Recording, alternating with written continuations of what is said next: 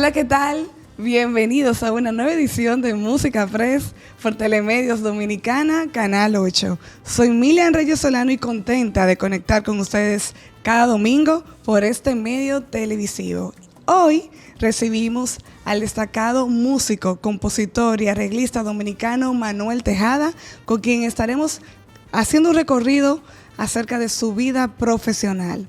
Y vamos a compartirles la entrevista que realizamos al cantante chileno Beto Cuevas en la ciudad de New York en el evento Ley en Sí. Bienvenidos.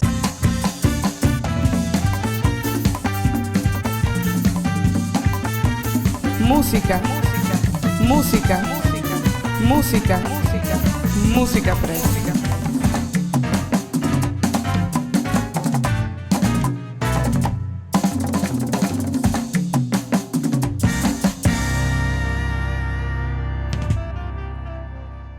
Y antes de iniciar con el contenido de nuestro espacio, queremos agradecer de todo corazón a la familia de Magazine Awards, SFM Magazine Awards, este premio que se realiza cada año en la ciudad de San Francisco de Macorís. Por segundo año consecutivo, hemos recibido esta nominación como mejor programa regional de República Dominicana. Es un honor para nosotros que nuestro trabajo sea tomado en cuenta, sobre todo en esta plataforma que apuesta por la buena comunicación. Muchísimas gracias, ya nos sentimos ganadores por recibir este reconocimiento, pero sobre todo el cariño de esta provincia tan especial que está llena de talento. Y dicho esto, vamos a iniciar con nuestro invitado especial de este domingo. Él es un destacado músico quien tiene en su responsabilidad más de 4,000 arreglos musicales. Así como lo oyen, ha trabajado con artistas nacionales e internacionales y ha sido uno de los grandes forjadores del merengue dominicano. Con nosotros aquí recibimos a Manuel Tejada. Bienvenido. Gracias, Milian. Encantado de estar aquí contigo. Cada vez que escucho ese número de 4,000 arreglos me asusto. Yo creo que tienes récord. Bueno, eso dicen, sí. Sí, pues entonces no estoy errada. Sí, así es. El más cercano hizo 2,000 y yo llevo 4,000, o sea que bastante. Un número que definitivamente habla de lo que ha sido este extenso camino dentro de la música. ¿Exactamente en qué año empezó de manera profesional? Yo empecé de manera profesional muy joven, apenas tenía 19, 20 años de edad. Estaba empezando en la universidad, era un simple bachiller, ¿verdad? Pero desde pequeño tuve grandes inclinaciones por la música. De hecho, estudié desde muy joven, fui a la escuela elemental de música, el Isla Mena, y luego pues ingresé al Conservatorio Nacional de Música. Y ahí adquirí una gran parte de los conocimientos que hoy día de los que me aprovecho hoy día de hace muchos años en mi carrera. O sea que lo tuvo muy claro desde el principio.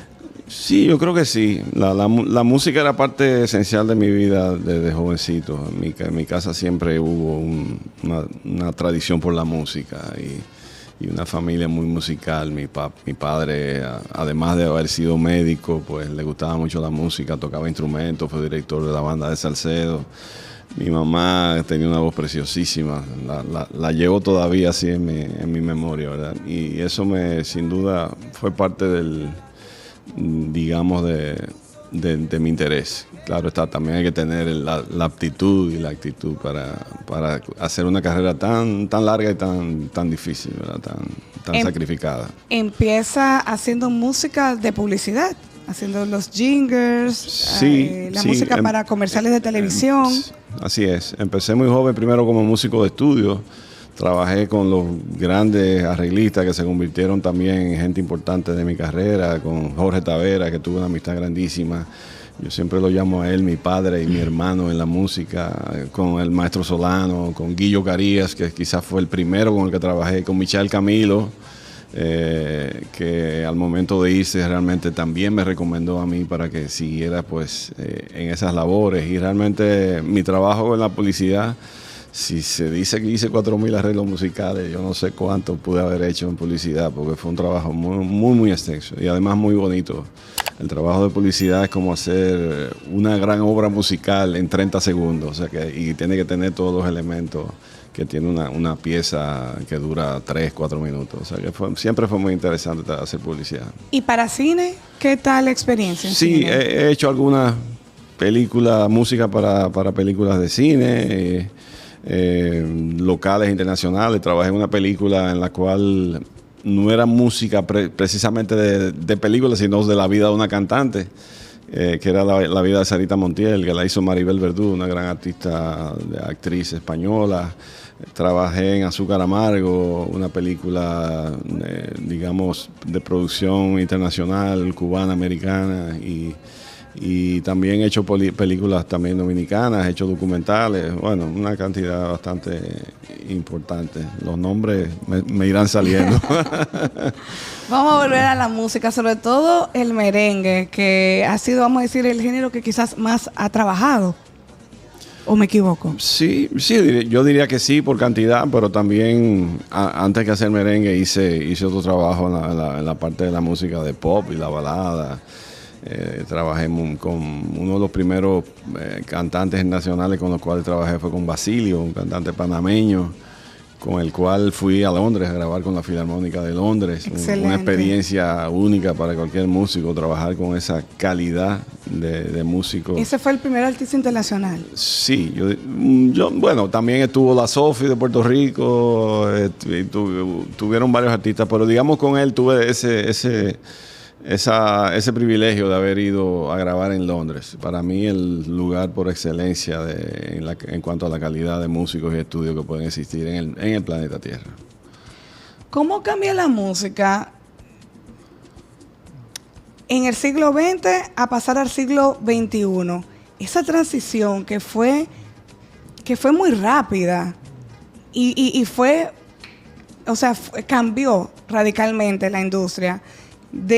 Vamos a decir, prácticamente de un año a otro.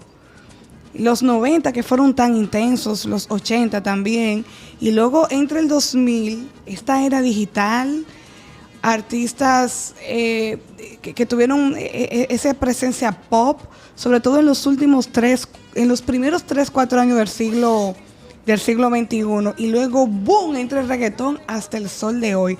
Usted como arreglista, como productor, ¿cómo usted vio esa transición y cómo la vivió también?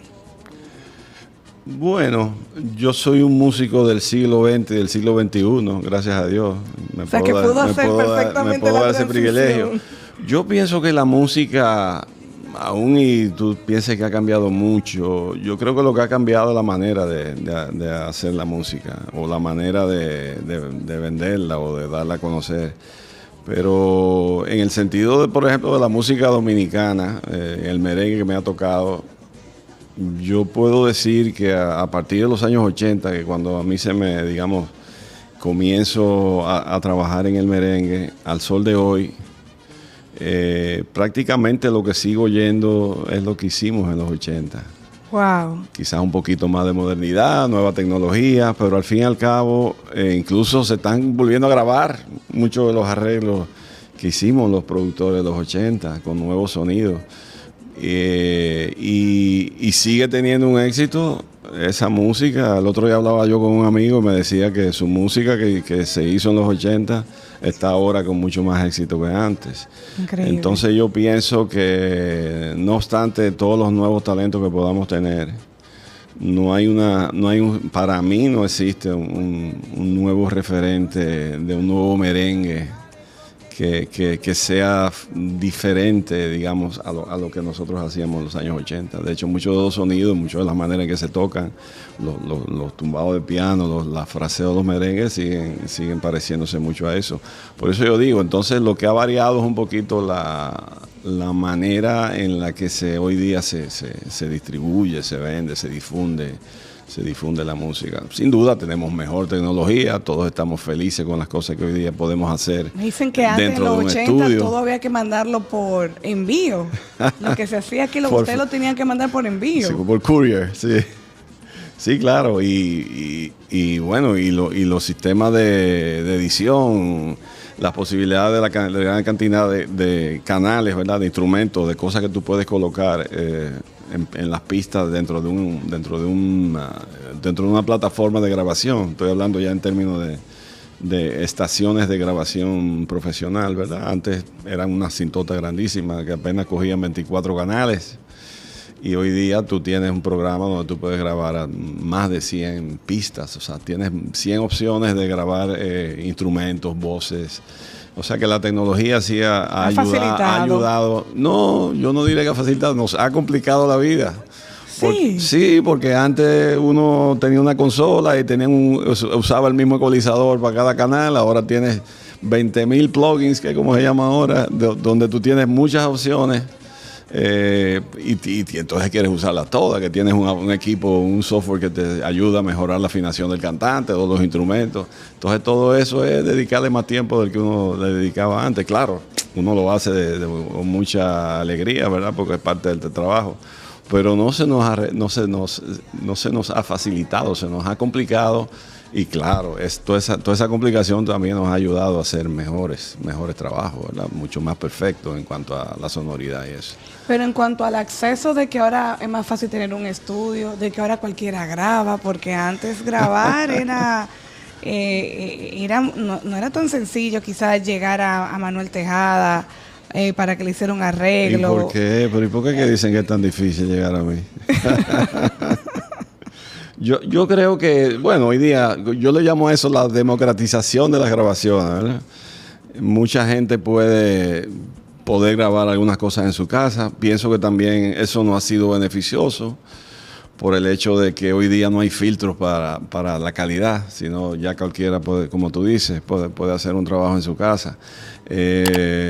También le complica la vida al fin y al cabo a los ingenieros que van a mezclar esos trabajos que no son hechos quizá con las condiciones de los que podemos contar con un estudio, con todas las de la ley, acústicamente, microfonías, todo ese tipo de cosas.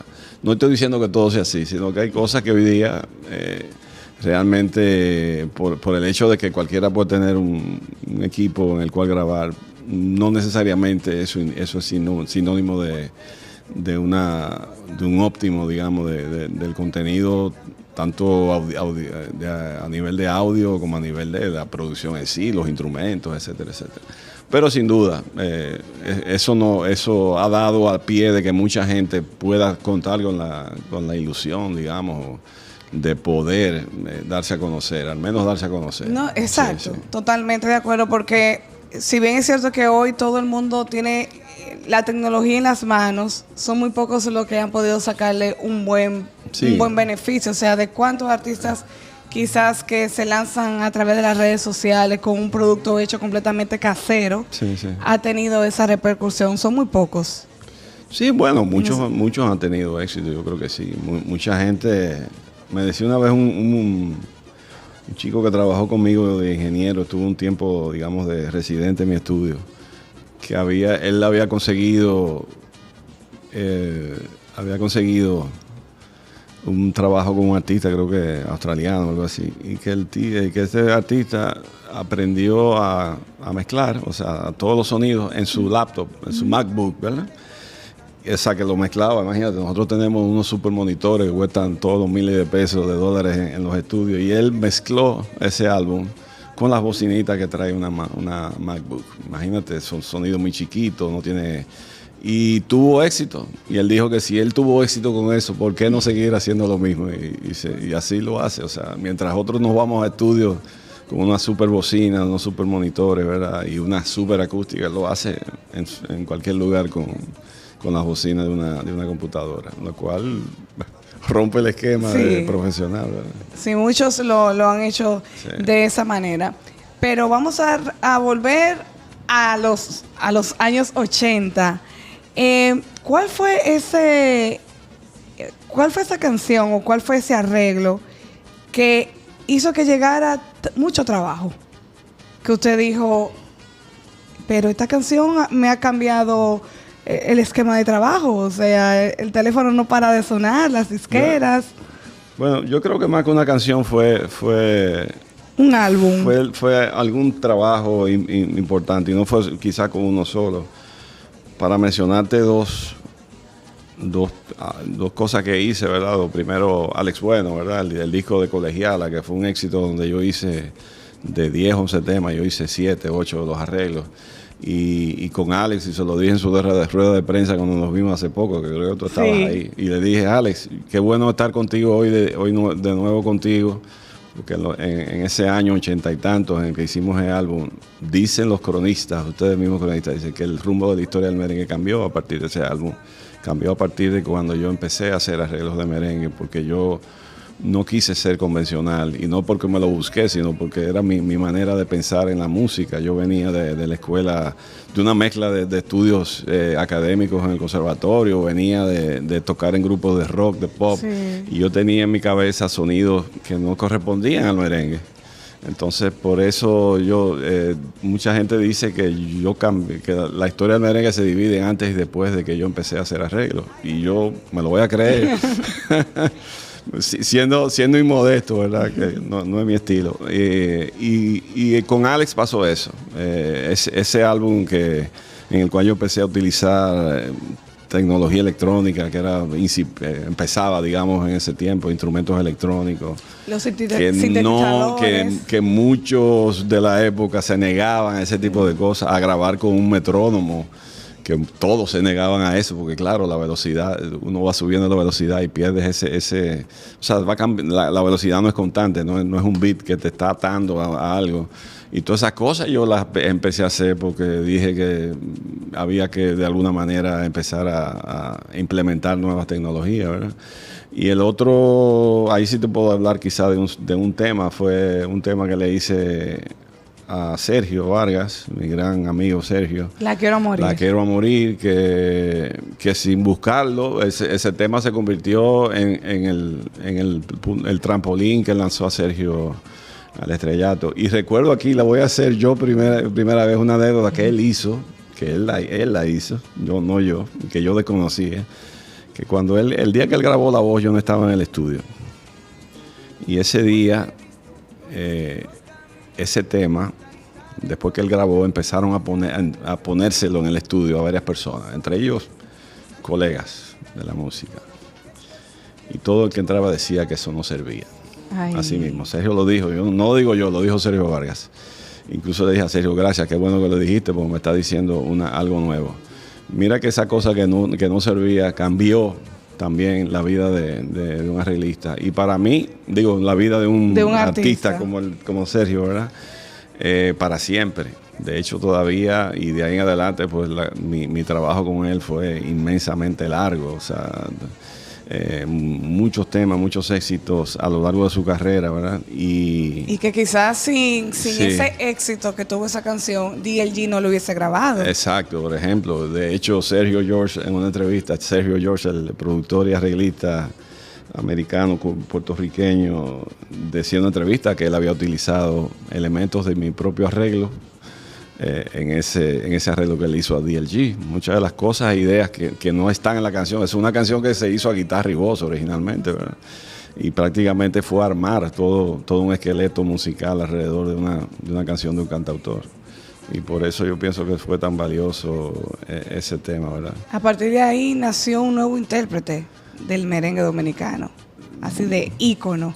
Sí, se convirtió yo creo que sí, yo creo que, y me siento muy orgulloso de haber sido parte de su historia, tanto la de Sergio como la de Alex y otros muchos, ¿verdad? Yo empecé, de ahí en adelante fue el trabajo con muchos intérpretes de merengue del momento, que empezaban su carrera junto con la mía como arreglista, ¿verdad? Excelente. Entonces sí fue un momento importante. Excelente, vamos a hacer nuestra primera pausa comercial y cuando retornemos seguimos conociendo la carrera artística y profesional de Manuel Tejada. No se muevan.